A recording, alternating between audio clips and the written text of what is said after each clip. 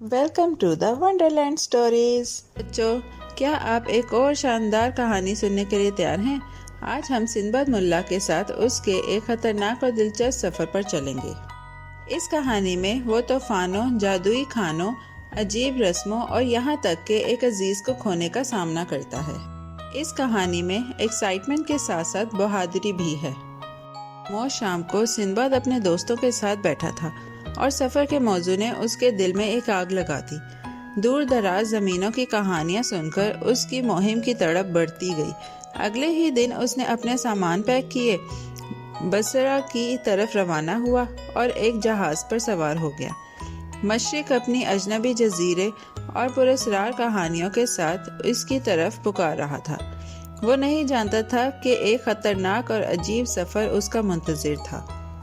جہاز کچھ دیر تک آرام سے چلتا رہا، مگر پھر اچانک موسم بدل گیا۔ ایک شدید طوفان نے حملہ کیا اور جہاز کو سمندر میں بے قابو کر دیا۔ لہریں جہاز پر ٹوٹ پڑی اور سنباد کو پتہ بھی نہیں چلا کہ جہاز الٹ گیا اور سب لوگ پانی میں گر گئے۔ جہاز تیزی سے ڈوب رہا تھا۔ یہ آخری وقت ہو سکتا تھا، سنباد نے سوچا، مگر اچانک ایک تختہ اس کی طرف آیا۔ اس نے اپنی پوری طاقت سے اس تختے کو پکڑ لیا اور باقی سب کو بچانے میں مدد کی۔ تھکے ہوئے وہ سب ایک اجنبی ساحل پر پہنچ گئے۔ جب اگلے روز وہ جاگے تو سنباد اور اس کے ساتھیوں کا استقبال وحشی لوگوں نے کیا، جو انہیں جانوروں کی طرح اپنے بادشاہ کے پاس گھسیٹ کر لے گئے۔ گاؤں والوں کے چہرے سخت تھے اور وہ ایک لفظ بھی نہیں بولے۔ انہیں ایک عجیب و غریب زمین پر لے جایا گیا، جہاں انہیں زمین پر بیٹھنے پر مجبور کیا گیا اور کھانا دیا گیا۔ کھانا عجیب اور بے ذائقہ نظر آ رہا تھا، مگر گاؤں والے خوشی خوشی اسے کھا رہے تھے۔ سنباد نے نوٹ کیا کہ جیسے ہی وہ کھاتے، وہ عجیب سی حرکتیں کرنے لگتے۔ اس کھانے میں کچھ تو غلط تھا۔ سنباد نے جادوئی کھانوں کے بارے میں کہانیاں سنی تھی اور وہ فوراً سمجھ گیا کہ کیا ہو رہا ہے۔ گاؤں والے انہیں جادوئی کھانا دے رہے تھے، جو ایک بار جب وہ کھانا کھا لیتے تو قیدی موٹے اور کمزور ہو جاتے، جس سے گاؤں والوں کے لیے انہیں قابو کرنا آسان ہو جاتا۔ سنباد نے اپنے ساتھیوں کو اس کھانے سے بچنے کی تنبیہ کی، مگر بیشتر لوگ جادوئی جال میں پھنس گئے۔ وہ جانتا تھا کہ اب کچھ کرنا ضروری ہے، مگر وہ کیسے بچ سکتا تھا؟ اس کے ساتھی کھا رہے تھے۔ سنباد چپکے سے درخت کے نیچے چھپ کر بیٹھ گیا۔ وہ فرار ہونے کے لیے بہترین موقع کا انتظار کر رہا تھا۔ جب پہرے دار نظر نہیں آ رہے تھے، وہ جنگل میں دوڑ گیا۔ 7 دن تک گھنے درختوں اور عجیب منظر سے گزرنے کے بعد سنباد کو ایک ایسا پھل ملا جو اسے مزید سفر کرنے کی طاقت دیتا تھا۔ وہ تھکا ہوا تھا، مگر مدد کی تلاش میں ثابت قدم تھا۔ آخرکار سنباد ایک گروہ لوگوں سے ملا۔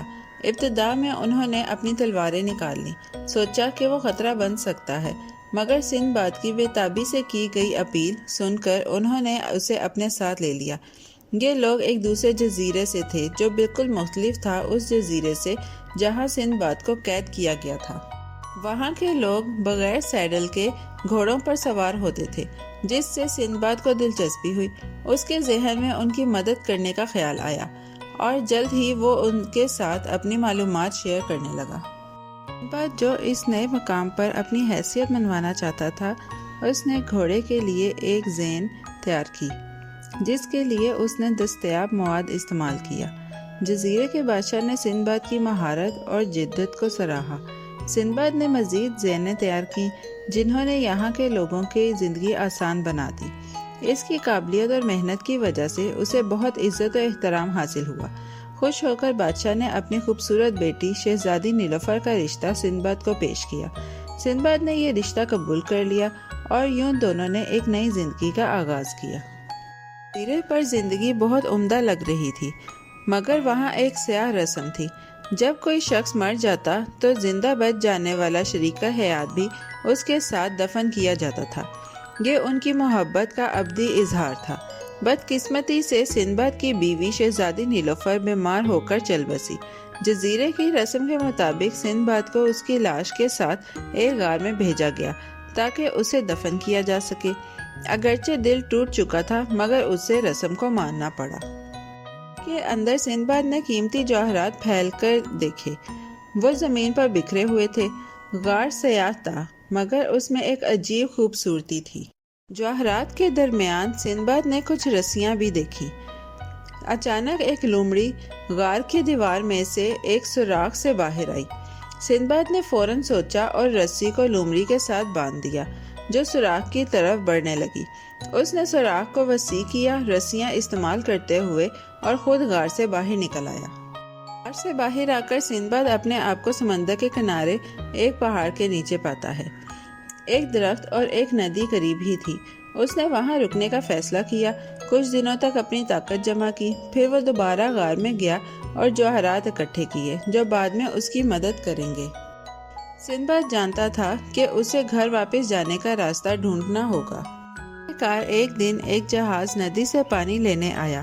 سندباد نے کپتان سے بات کی اور اپنی کہانی سنائی۔ کپتان، جو سندباد کی بہادری سے متاثر ہوا، اس نے اسے بچانے کا وعدہ کیا۔ سندباد اپنے وطن واپس آیا۔ اس کی مہم مکمل ہوئی۔ ایک جان لیوا سفر جو خطرے، ہوشیاری اور بقا سے بھرا ہوا تھا، آخر کار ختم ہو گیا۔ سندباد کی روح اور وسائل نے اسے ایک اور بار بچایا۔ پیارے بچوں، کیسی لگی آپ کو یہ کہانی؟ ایسی ہی مزیدار کہانیاں سننے کے لیے ہمارے چینل کو لائک، سبسکرائب اور شیئر کرنا مت بھولیے گا۔ Bye bye.